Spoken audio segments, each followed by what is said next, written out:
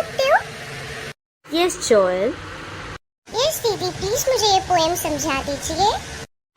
सो Joy, हमारी poem की शुरुआत होती है हमारे टाइटल से, जो कि है 1.1 का फर्स्ट पोएम, जिसका टाइटल है be the best. Be the best. So be the best का मतलब क्या होता है जॉय? क्या तुम मुझे बता सकते हो? बी द बेस्ट का मतलब होता है बी द बेस्ट बेस्ट होना। यानी सबसे अच्छा, सबसे एक्सीलेंट होना। So let us read the poem now.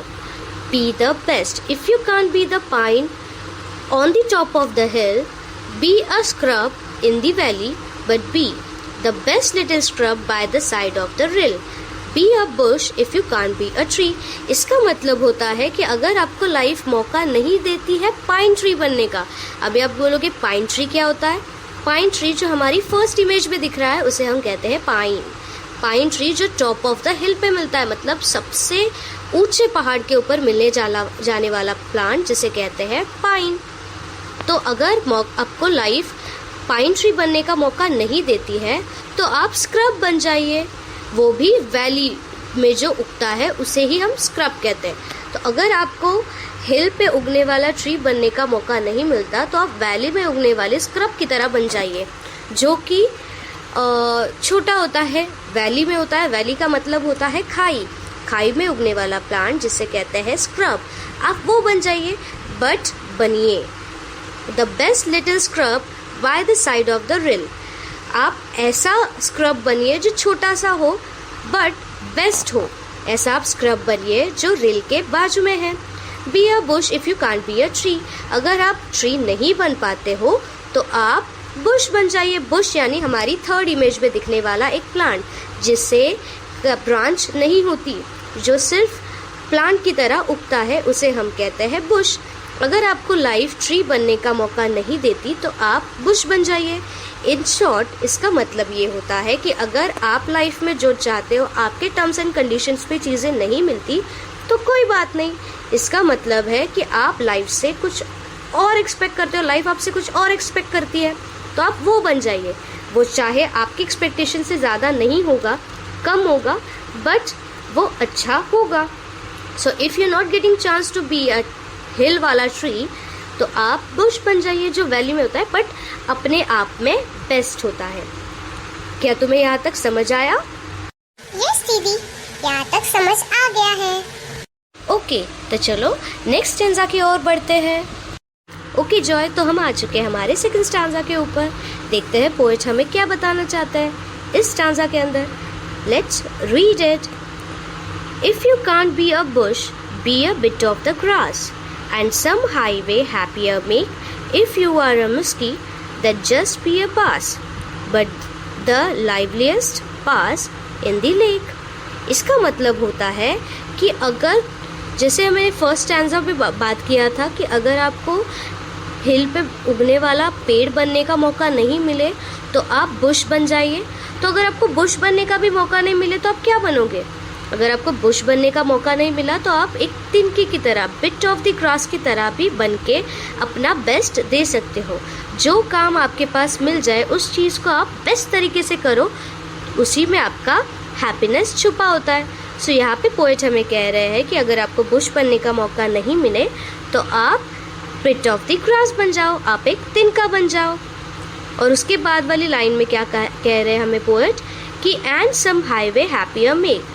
So bit of the grass बन के आप जो हाईवेज होते हैं, जो हमारे रास्ते होते हैं, उसे खूबसूरत बनाइए, उसे हैप्पियर बनाइए, वहाँ उग के उसकी शोभा बढ़ाइए।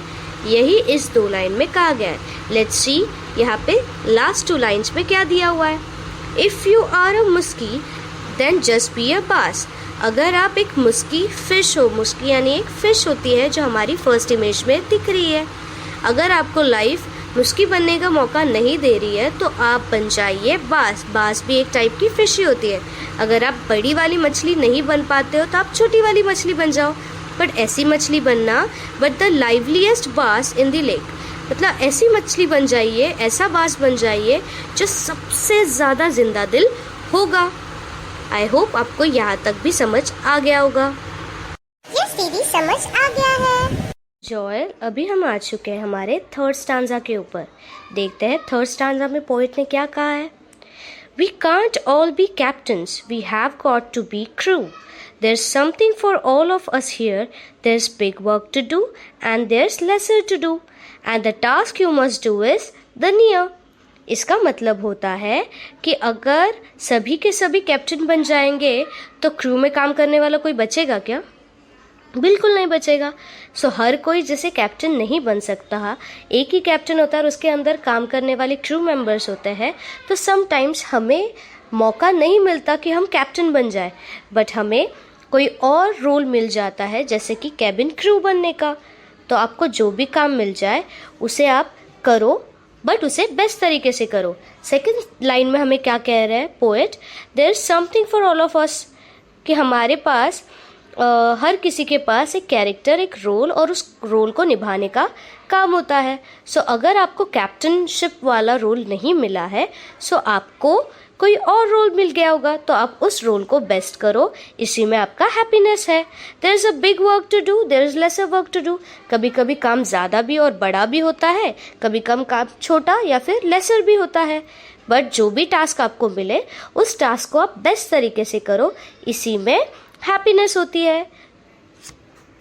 ओके दीदी, तो हम अब आ चुके हैं हमारे लास्ट स्टांजा के ऊपर। यस जॉयल, अभी हम आ चुके हैं हमारे लास्ट स्टांजा के ऊपर। तो इस स्टांजा को मैं रीड करूँगी और इसको समझने की हम कोशिश करेंगे। पोएट ने वैसे इस लाइन को बहुत ज़्यादा सिंपल तरीके से लिखा है। Let's first read it. If you can't be a highway, then just be a trial. If you can't be the sun, be a star. It isn't by size that you win or you fail. Be the best of whatever you are. Joel, क्या तुम इसे explain करना चाहोगे? Yes दीदी, मैं इसे explain करना चाहूँगा।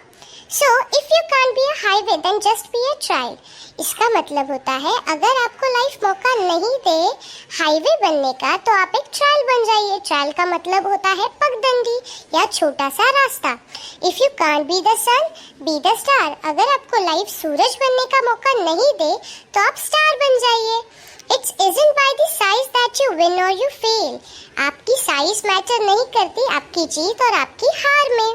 Be the best of whatever you are. या आपके पास जो भी पॉसिबल है चीज़ें, आप उसी में अपना बेस्ट देने की कोशिश कीजिए। That's what poem says. दीदी, क्या मैंने सही एक्सप्लेन किया? Yes Joy, you were totally correct. इसी का मतलब है कि तुम्हें पोएम समझ आ चुकी है। क्या हमारे व्यूअर्स को ये पोएम समझ में आई? प्लीज़ आप कमेंट सेक्शन में बताइएगा और चैनल को सब्सक्राइब भी कीजिएगा। यस, दीदी के चैनल को सब्सक्राइब करो, कमेंट करो, लाइक करो, शेयर करो, और ऐसे ही वीडियो के लिए प्लीज़ स्टे ट्यून।